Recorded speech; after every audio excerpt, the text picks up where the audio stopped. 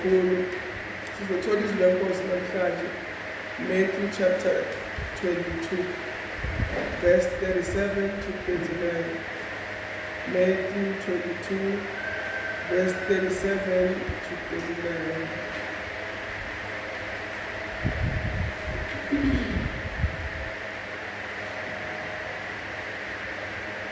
Matthew 22.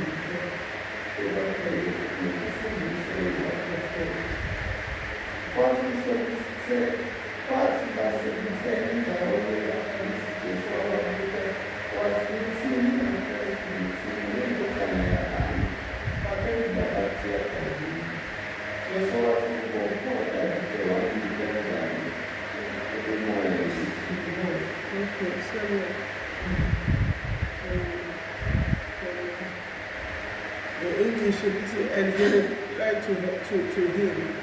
You shall love the Lord your God with all your heart and with all your soul and with all your mind.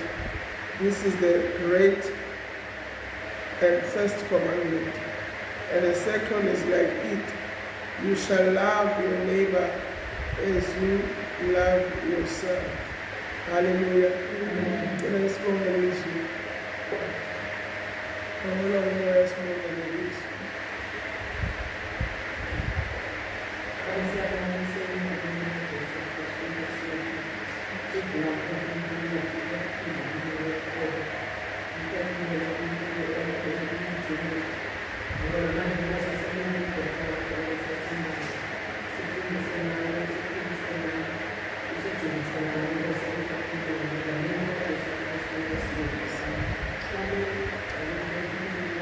Hallelujah. La sibheke Jesu. Ngithi iBhayibheli wayephakathi kwabaSadusi nabaFarisi. So they always bathanda ukuphikisana noJesu ngoba bazi imibhalo. So babona uJesu lapha bezwe uJesu ekhuluma ukuthi yena uNkulunkulu ka-Abraham, Isaac and Jacob. So bamangala lokakhulumayo uJesu noNkulunkulu engemsholo akasinkulunkulu abafile kodwa uNkulunkulu abaphilayo. So iBhayibheli mabezwa lokho baqala bamangala labaFarisi ngezifundiso zakhe. iBhayibheli uma abaFarisi bezwa ukuthi uJesu uthulisa abaSadusi baqala manje ngenxa yokuphikisana uJesu wabathulisa. So iBhayibheli isikhathi ezwa ukuthi uJesu uthulisa abaSadusi abaFarisi ithi iBhayibheli omunye owayeyisifundiswa eyiloya kubaFarisi wabuza uJesu umyalo umthetho, wabuza uJesu umbuzo wathi umuphi umyalo omkhulu nobalulekile na?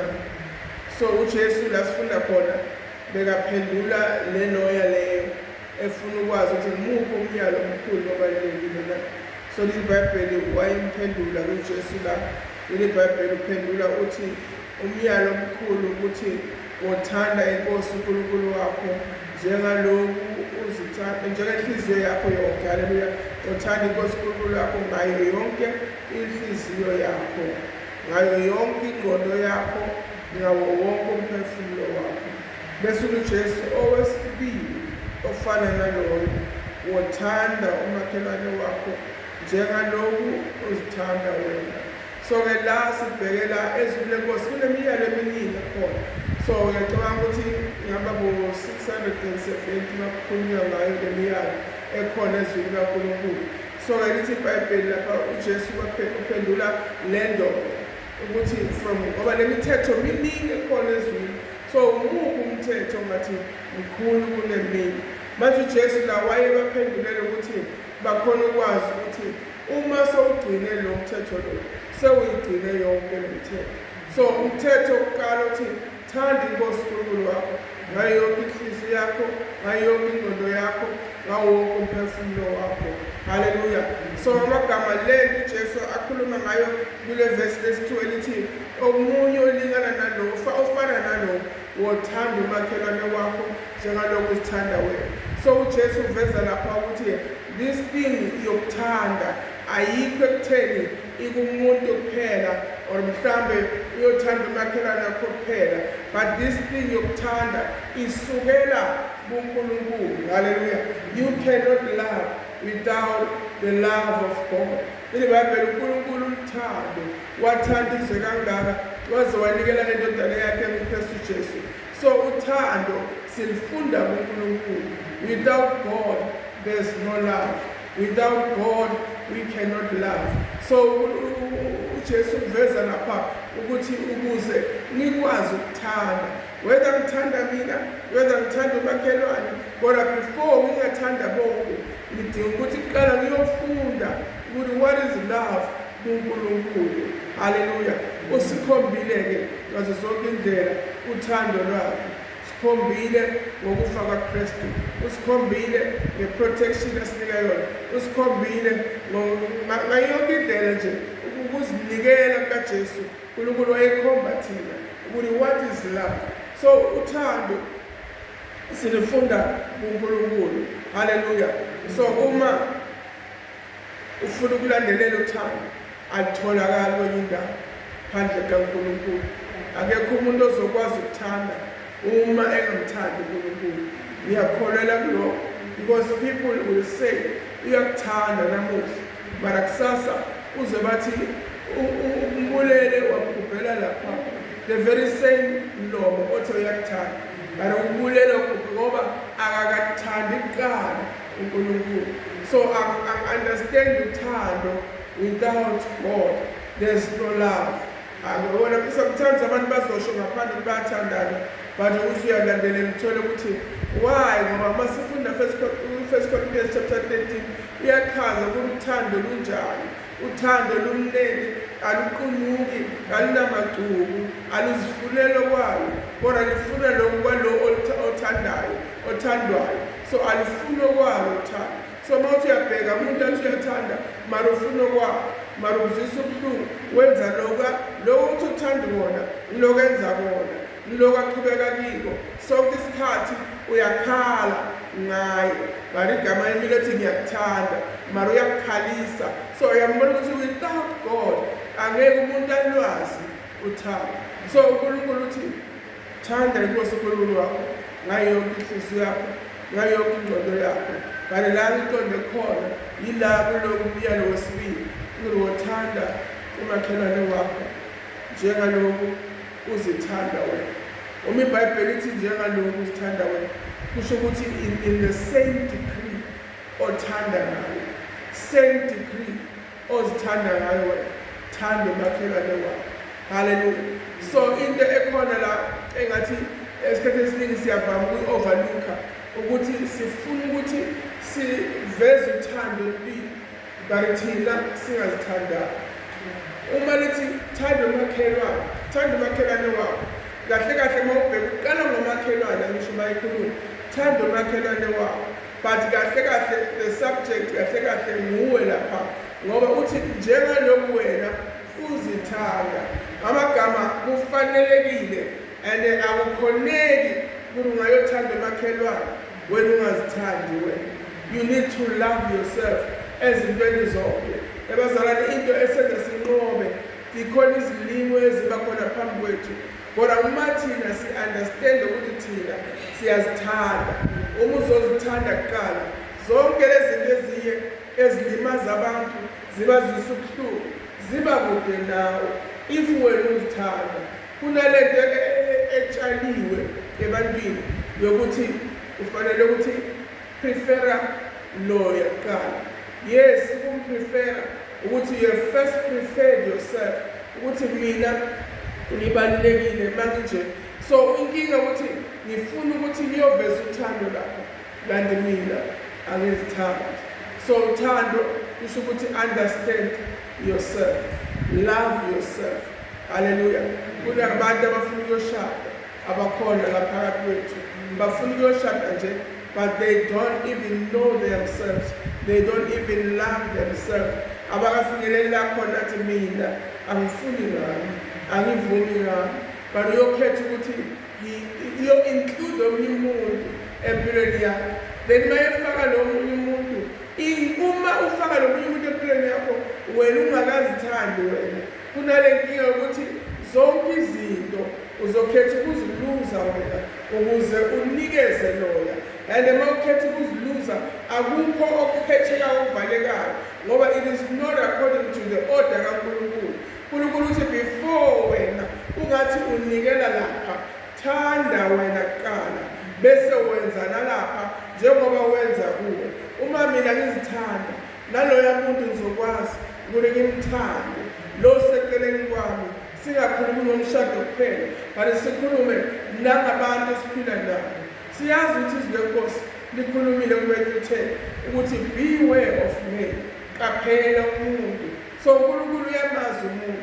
Uma uNkulunkulu athi qaphela umuntu, kusho ukuthi uma umuntu uzomthanda ngokufuna kwakho nangendlela yakho uzokulimaza lo muntu.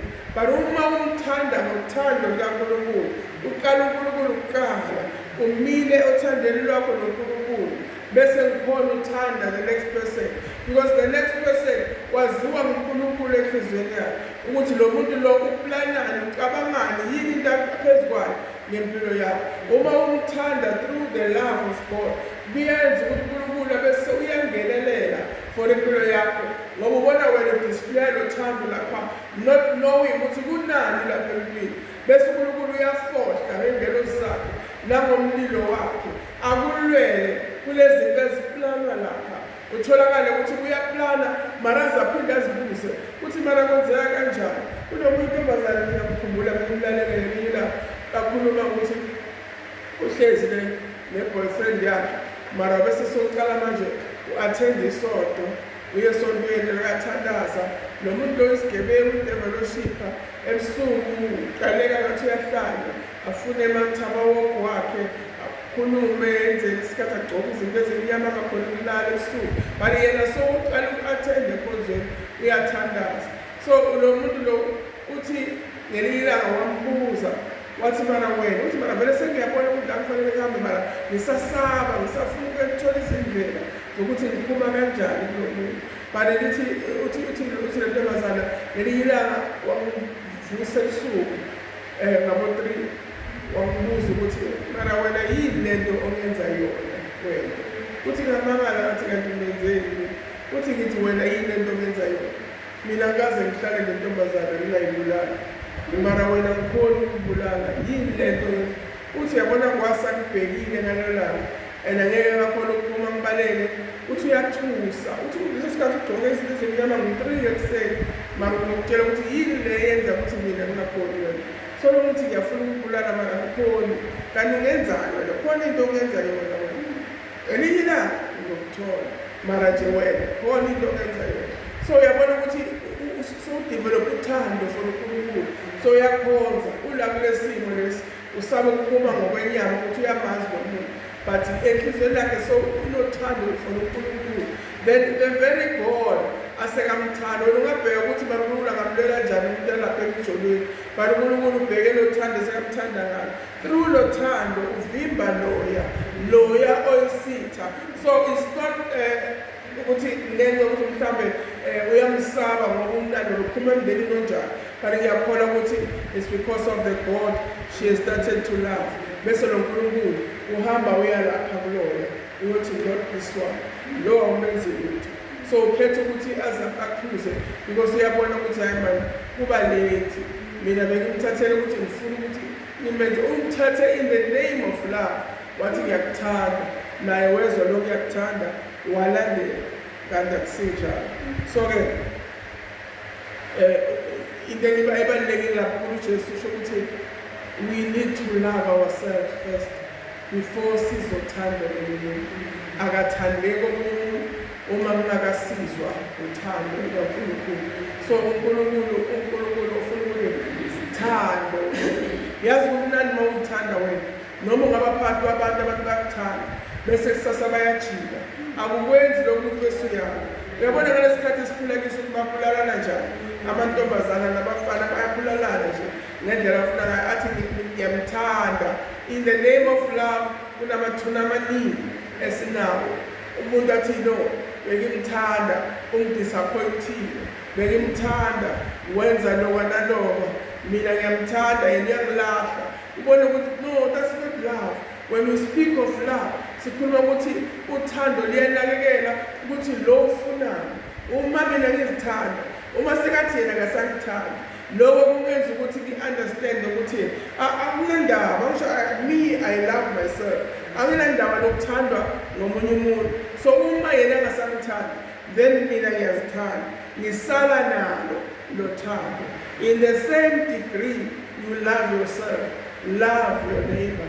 So abagama bonke uzobathanda ube bakuthi sekuva ukuthi wena sekuzithandile.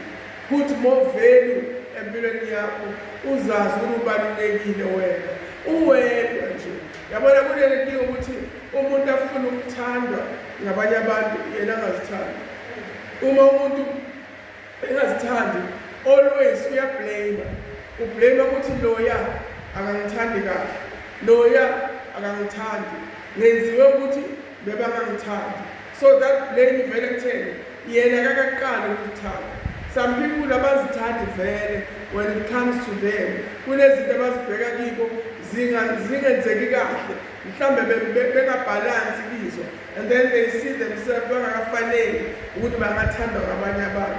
Omunye umuntu noma ungathi ngiyakuthanda akakholwa mina hayi lo dlala ngami, hayi akakholwa lo thola uhlekisa ngami, lethi sothi ngiyakuthanda athi awuhlekisa ngami, hayi lo lethi yenziwa ukuthi ngimuphe ini, lethi yenziwa ukuthi umthume ini ngamlalela, then yendaba athi uyakuthanda ngoba yena engakazithandi. So if you love yourself, wenza sure ukuthi lothando lolozithanda ngalo ulenza lube nevalue. Yabona noma kungafika bani akhuluma into ayifunayo phezu kwempilo yakho, akuphoqi ngendlela akuphoqa ngayo, it does not change you because uyazithanda wena. Yabona uthando lukwenza ukuthi you remain yourself. If you love yourself, you remain yourself. Awushintshwa ngumuntu, awushintshwa izinto abazenzayo. Yabona bangathatha ilitshe lapha ngaphandle ngibuye ngililethe la li-block kahle bese ngiyaliphula lapha phansi lelitshe. Uma ngiliphula liba ngamaphisi angisho noma lingamaphisi okusalayo yini litshe uyashintsha kube isponge, akushintshi because kuyilitshe vele kona kumile ekutheni mina ngiyilitshe. So uma uzithanda wena, uma ekutheni mina ngiyazithanda, noma ngabe ngubani ozokubreak impilo yakho, noma ngabe ngubani ozokudisappointa, ukushiya uyilitshe, noma ngabe soligamile sekumaphisi, but uma uthi umuntu uzobe uthatha lokho uzothatha litshe libe nevalue, noma ngabe whoever aliphulile akumenzi ukuthi bese yena uba ngaphezu kwalelitshe, liyilitshe linjalo. So we need to love ourselves regardless of people who break us endleleni. Baningi abantu abasidisappointayo empilweni, baningi abantu abangenzi kahle empilweni, baningi abantu sifocus sibathanda kanti ngoba sibathande wrong, not in the very same degree esizithanda ngayo thina. Number one is you. So ungasabi ukuzithanda, ungasabi, qala uzifune wena, uzithande wena, weneliseke ngawe. The very same way uzithanda ngayo, you will love the next person. uNkulunkulu akuphasise asezulwini lakhe uthando olunikeza lowo muntu. But God does not approve ukuthi mina ngizothanda omunye umuntu ningakazithandi. That is why uthola abantu ba-abuziwa lapho othandweni ngoba bathanda abanye abantu more than more. Uzothi noma abuzela akhethe ukuhlala thule du, akhethe ukuzithoba, akhethe ukuyekela nje kuhambe understand nanoma ezokuthi hey kubuhlungu omunye ushaya wonke malanga until azabulawa. Akunamuntu ongavela suka unekholwa ukuthi akunamuntu ongavela abulala umuntu one time. Kunezinto ezibe ngama-signs ukuthi this one can kill me, but ngoba ngingazithandi I choose ukuthi ngibekezele angithiphe kancane ngibekezele, angithiphe kakhudlwana ngibekezele, angikhombe ngomese ngibekezele, khombe ngesibhamu ngibekezele. Ekugcineni kunento azoyenza because you love him more than you love yourself. Yabona immediately nje akuthipha kancane fanele uzibuze ukuthi do I deserve ukuthi lo muntu angangenza ngale ndlela? Musa yami ngiyazithanda, angizithandi ngoba yena ekhona engithanda, though engekho empilweni yami, but still I love myself. Noma ngingasuka eduze kwakhe, there are people who are still gonna love me as long as I love myself. There are people abazosondela eduze kwakhe, and I will never be able to change the degree engizithanda ngayo for ukuthi ngicompromisele ukuphila nomunye umuntu. So we do not compromise, bazalwane, siyazithanda nje. uNkulunkulu ubeke lento enhliziyweni yami, uNkulunkulu ngalothando ukuthi sifanele sizithande. Love yourself. Ukuthi wena umloko yiko akwenziwa ukuthi wena ugcoke njani, ukuthi wena unevalue uwe uyazivaluisha, akwenziwa ile mpahla edurayo, akwenziwa ile moto edurayo, akwenziwa mhlambe ile khaya edurayo ohlala kilo, but into yenza ukuthi wena uzivaluishe is you loving yourself. Uzithande. Yabona, uzithande ungakagcoki, uzithande. Le mpahla oyigcobile ilandelela wena. Yabona, uma uzithanda ungakagcoki uzozithanda noma sowugcobile. Awuzocontrolwa impahla ukuthi ake ngigcoke impahla ethile so that bazosho ukuthi umuhle. Omunye ukhalela nje ukuthi abasho umona wabo noma ungagcoka njani bakubeka nje. Why should usho omunye umuntu? Because wena uma uceda ukugcoka unesibuko lapha siyakutshela ukuthi umuhle. Don't expect other people uhlukubeza abanye abantu bese sowukhetha ukuzona. That's not love for the people, because sobazonda ngenxa yokuthi bengakhombanga wena ukuthi ungubani, kanti udinga ukuthi wena uzazi ukuthi mina ngingubani, ngiyazithanda, akunasikweletu esingake ngingangena kiso, ngingeniswe impahla, ngingenise mhlambe imoto engifuna ukuthi ibe ngcono, ngingenise mhlambe ikhaya, indlu engifuna ukuthi ibe ngcono, bese ngizithola phakathi angisakhoni. Kunomunye beyakhuluma ukuthi befikele nje umoya wokuzibulala ngenxa yezikweletu engiphakathi kwazo.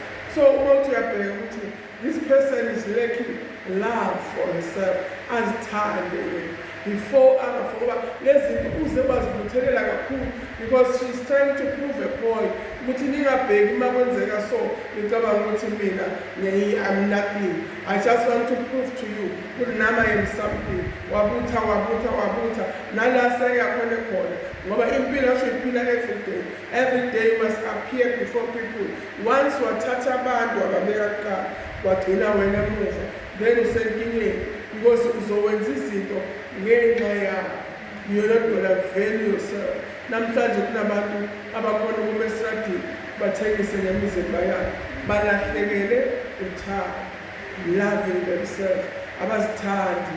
They don't see the worth in them, the value kibo abayiboni, babona nje kuyafana. Uma kufana yabona, uma ngizokunikeza iring ye-10,000 ye-diamond enhle, bese nginika iring yamalaki pocket, bese ngithi yiphi into enevelo laphakathi, nomntwana omncane uzokwazi ukuthi le iplastic angenelani nayo.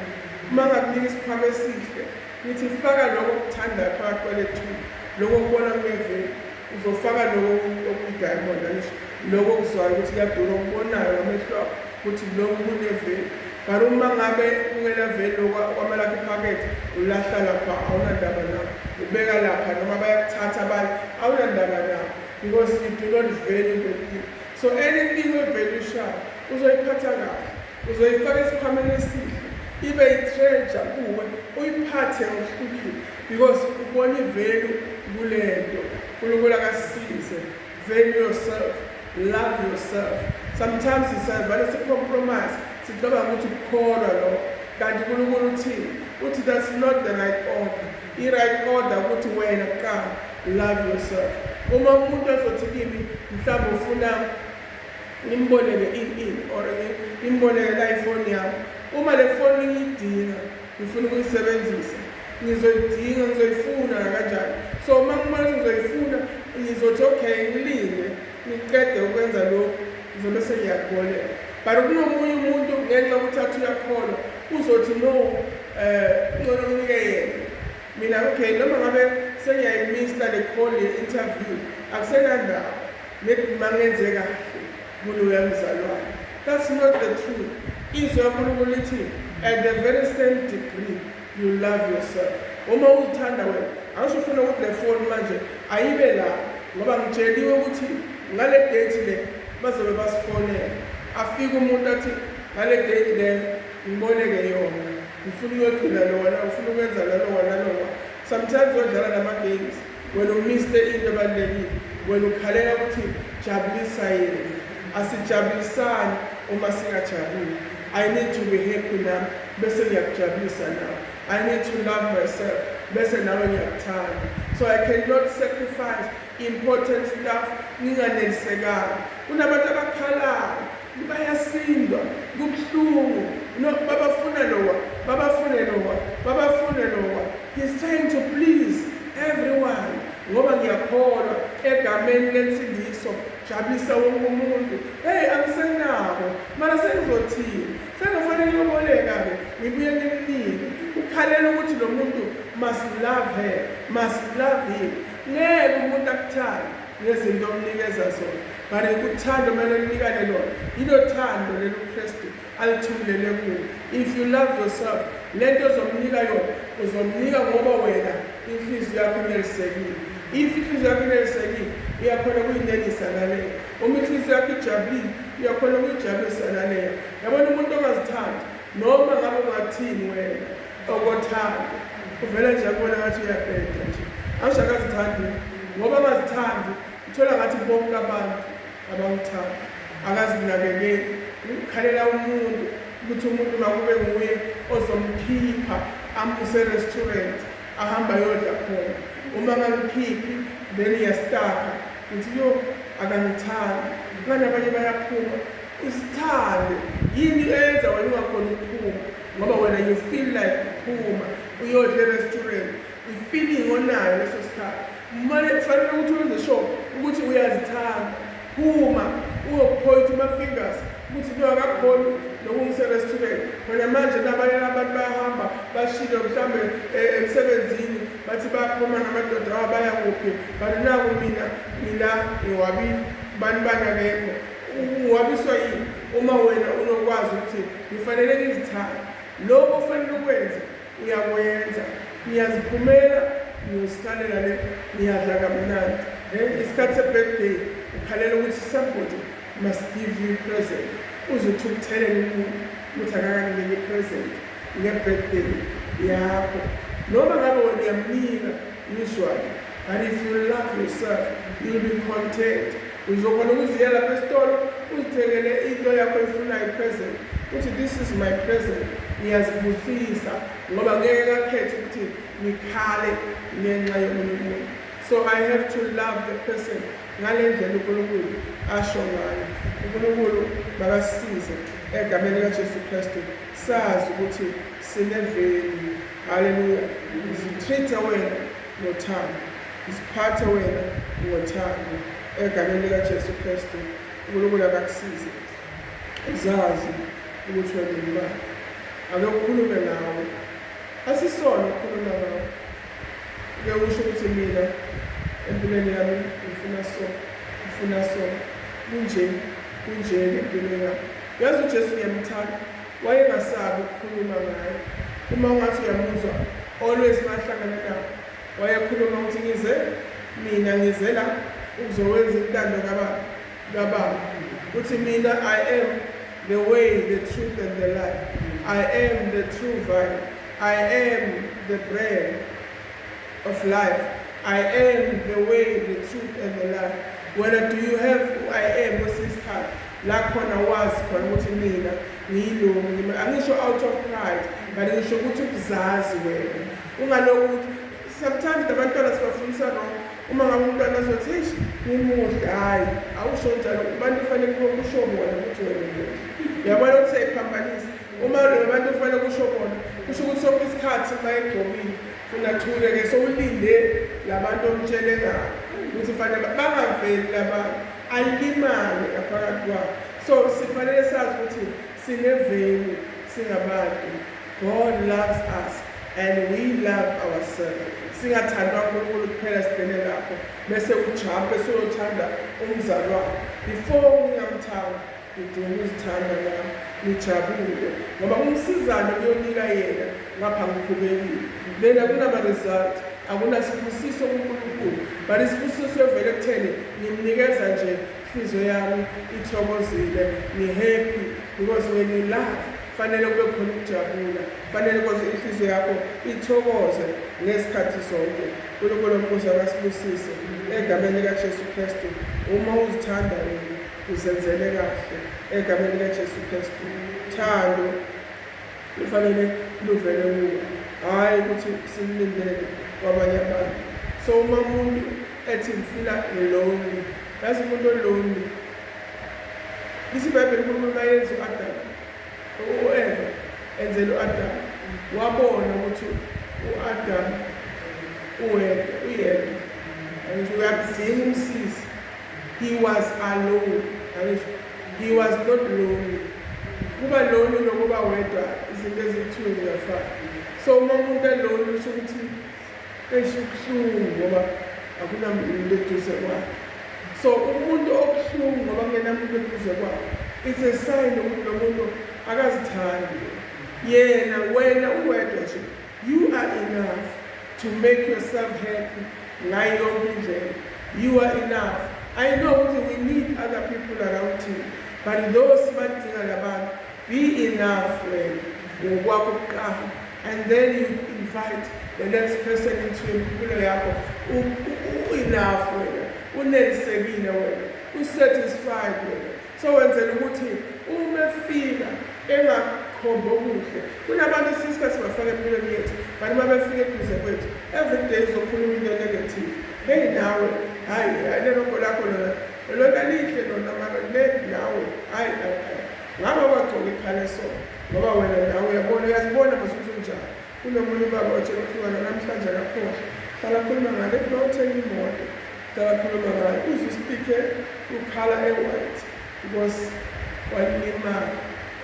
Ngiyambona ukuthi walimala balena akavuma njalo umuntu wakulimaza, walimala ukuthi wamtshela kahle. Ngicabanga le-venture yethu leya kunjani so ngiyithi nginyaka so ngathi akade ngithenga cash and khona lapha egaraji lasebenza khona kwa wamtshela ukuthi asikosana le-venture ngenzi kahle phela niyafana ninayo.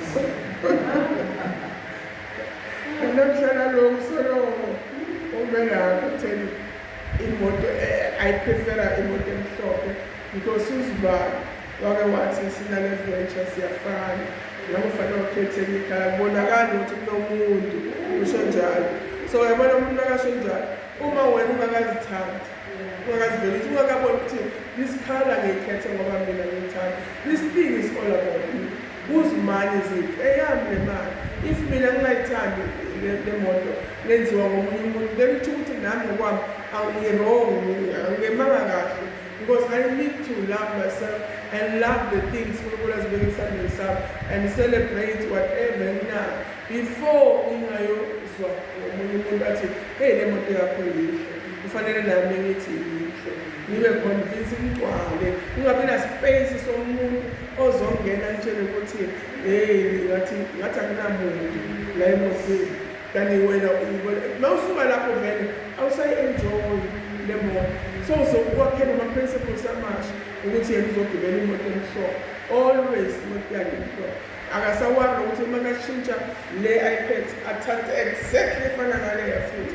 Thola ubhora kubonakala ngani ishintsho la ngoba kubonakala uthathe the very same thing ayilahlile ekuqaleni ayithengisiwe. So uyabona ukuthi ulimele utholakele engatholanga ukuzithanda ukuthi nanoma kungaba kulekhala le and I love myself.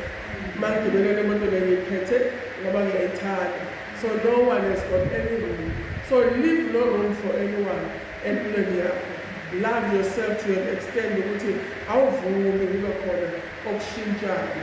The next person mayefika ezongena empilweni yakho, yes, there can be things ozothi mawuthi azikhuluma bese uyabona ukuthi yabona la okay ngiyamuzwa mara ngingalimali because ngiyazithanda. But ngibona ukuthi okay this thing izongihelpa, ngizoyithatha ngoba izongihelpa, but ngingalimazwa ngiyo utholakale sengilimele ngoba loya uthe lento le ifanele ichange. So love yourself ngokuphelele egameni likaJesu Kristu. uNkulunkulu akasibusise egameni likaJesu Kristu. It's not the things esinazo, it's not the things we own, it's not the things we buy ezizosicomplete. Into yothando, it's a heart attitude, akusinto yangaphandle, but inhliziyo ezofika lapho ukuthi ngiyazithanda. I don't want anyone azongitshela ukuthi angisi-right or angitshela ukuthi uyangithanda bese ngiyasheka, ngoba esesikhathi sishekwa nento ukuthi umuntu uthe ngiyakuthanda, kumnyakazise kukwenze uhambe ungene nalabo ongafanele ungene khona ngoba lo muntu uthe ngiyakuthanda. Imeaning yalothando unalo na. Uma ngathi besingathi besikhuliswe ngendlela ukuthi uma kufika umuntu athi ngiyakuthanda bese uyambuza ukuthi have you started loving yourself before uzokuthanda? Ngithola ukuthi uyamangala ukuthi ukhuluma ngayo because lo muntu wazi ukuthi walindele ukuthi uthe nami ngiyakuthanda kanti usengazithandi kwayena. So ufuna ukuma phezu kwakho, ufuna ukusima ngawe ukuze yena abonakala ngumuntu. So that is why uzothola umuntu seka-abuse manje, sekathatha izinto zakho ngale ndlela afuna ngayo uzabonakala. Akakazi-understand ukuthi yena indoda, but ufuna ukuthi akukhalisa kunyathela kucindezele ukuze yena abonakala ukuthi uyindoda. Yabona uthola umuntu sekasho ngimi inhloko la ekhaya, uyabona ukuthi lo muntu unenkinga, lo muntu inhloko noyimuntu abese am-announce. Why angabi convinced ukuthi ngiyinhloko, whatever that happens around me kwenzeka phezu kwenhloko, ngiyinhloko, wonke umuntu uyabona ukuthi ngimi ophethela. Why umuntu ase asho ngomlomo? Kukhona into eshodayo emenza ukuthi angazizwa eyinenhloko. So he wants to do things. Thola umuntu sekavuvaya, bafike yena niyasukuma, niyagijima, niyasebenza, nenzani, kufike yena ngoba lo wangiko akusi enough. Ufuna ukwenziwa yini ukugijima kwenu kubenza ukuthi abone ukuthi ya fike mina manje nakufikile kuyacaca. Why kungacaci nje singakagijimi sizwe nje ukuthi kufike ubaba la ekhaya, senze kahle ngoba kufike ubaba la ekhaya, kanti kwenziwa ukuthi naye ngokwakhe akakazazi ukuthi ungubani. Ukuzazi kubalulekile ngoba sesikhathi ugcina ulwa nabantu ngezinto ezingakafanele, hambane nabantu ngezinto kuluma nje ukuthi umuntu uzigqokile athe igqoke kahle thatha yikho le nto manje uyasho nje lethi lo ngibona ngathi lento ngiyambona ngathi angameshanisi kahle uzomuzwa athi ugqoke kahle. Uyabona ukuthi uhlala nento nje angayisho ukuthi okay noma ngathi ugqoke kahle because yena ubona ukuthi ngiyabheka amagama le right I'm sure iyamshintsha yena kabe ngoba usho ngoba yes namuhla nami ngiyazwela and nangelinye ilanga ngambona igqoke into ephephulu wagqoka lento red ukuhlanganisa wathi umuhle. Ngiyambona ukuthi udlala ngami, ayikho lento ukuthi umuhle because akakaqalile ukuzibona ukuthi umuhle regardless of what shape, what position akubeka kiyo and what condition akubeka kiyo. Nothing will make you love yourself until when you decide enhliziyweni yakho. So liBhayibheli lokhu umyalo, lo myalo lo ulingana nalowo uthanda inkosikazi wakho, omunye ulingana ofana nawe noma ungalingani but uyafana nawe. Love your neighbor as you love yourself. Awuzokwenza izinto uhlule abantu noma usekhaya nje family, uma ekhaya sebakuhlupha kakhulu, bakuhlubeza kakhulu, bakudosela lena le yenza lokhu, ubone ukuthi yabona sekungaphezulu kwamandla, angeke wazigcindezela if uzithanda. Yabona umuntu ongazithandi unalokuthi uma kungakwenzeka bakushona ngeke besangithanda ngeke basangibiza ngosese omkhulu, ngeke basangihlonipha ngoba angihlulekile ukuthi ngikhave lapha nalapha. Umuntu ozithandayo uzobheka ukuthi okay, izolo ngenzile, namuhla ngathi akukho, hhayi ngamaboko akukho, makabhekile wona akukho, uyasho ukuthi namuhla kuyabheka akukho. Omunye ehlukile ukuthi namuhla anginawo, uphethwe ukuthi niko kumenza ukuthi ahlonipheke efemelini, nokuthi nje babathi uyanika, ucabanga ukuthi yiko kumele ukuthi bamthande. People must love you as you are, hhayi ngoba wena you are giving them this and this and that. Uma ungasenawo uzobona la kuphela khona, baze basho ukuthi kuzophela, ngiyakutshela, baze basho kuzokuphelela, nawe nelanga kokuphelela uzobona ngabo sebangasasondeli ngoba seyisukile lento beyibenza ukuthi bakuthanda. So ngengokuthi wena bowungazithandi uzofika small, uhlele ukukhuluma yimi lo bengiselo ngibanika lo nalo sohamba utshela abantu yimi lo phela ubona baso kanje ngimi bahambe bafika lapha ngimi bengenza lokwa bona manje abasamnaka ngoba ngisenalutho. So nako lokuveza ukuthi awusazithandi, awuzithandi vele ngoba wasekuqaleni you never loved yourself. So uma sekuphelile lokho banika ngoba you will even stand nakhona lapho uthi no matter ngingasenalo, but I love myself. Una mara wasangithandi, that does not change me. I love myself. Ningenabo ushilo ngathi uthando aluyike into ephethe kuluphethe, but because when you have made a decision in your spirit, the attitude that you have ukuthi mina I will love myself, then the next person izomthanda ngale ndlela engithanda ngayo. Ngamagama usho ukuthi ungakhubeki ukuthi mhlambe uzothanda omunye umuntu mhlawumbe angalitheni lothando bese uyaqhubeka. Umuntu ozithandayo yena noma lo muntu akalitheni uthando, but he will keep on loving himself. Noma lo muntu akakhona ukuthi thank you, you will keep on loving yourself. Sithande lo muntu olakufunayo ngalo thando. Sometimes especially bazalwane siyarobheka ngoba kuphinda ukuthi uma thina sizonaka loya muntu siziyekelele thina then senza kahle. Kumele ngithande kuqala. If ever lo muntu akenzi kahle kimi, ngimele ngithi ngazi ukuthi ngizokwenza sure ukuthi kwenzeka kahle kimi and then bese kwenzeka kahle kimi. So uma angenzeli kahle kusho ukuthi vele akangithandi, and then uma angangithandi nami ngizoqaphela ukuthi ngiphila njani nawe. Ngizosizwa yile nkosi engiyithandile ngenhliziyo yami yonke, izongihlolela ngenkosi nami uzibane eduze kwami. I don't see lento ngiyitshala kuyo ayenzeki, Nkosi ngihlolele ngilungisele, uNkulunkulu uzokulungisela because the first love in uNkulunkulu. Ungaze uthande umuntu without God intervene kulelo thando. So ingako nokushada nomuntu ongakhona kuba yinto enzima because usukela umuntu, there's no God, there's no love, akalazi uthando. Kwazi nje ukuthi bathi umuntu uyathanda, but ke uma uthi uyalandelela akanalo uthando lukaNkulunkulu. Ingakho iBhayibheli singaboshelelwa ejokweni nabangakhona. Sifanele ukuthi sazi ukuthi we are separated from the unbelievers because ukhuluma ngothando lwethu wena ngamazi uNkulunkulu. Unobaba omunye nami nobaba omunye, Sathane baba wakhe, mina baba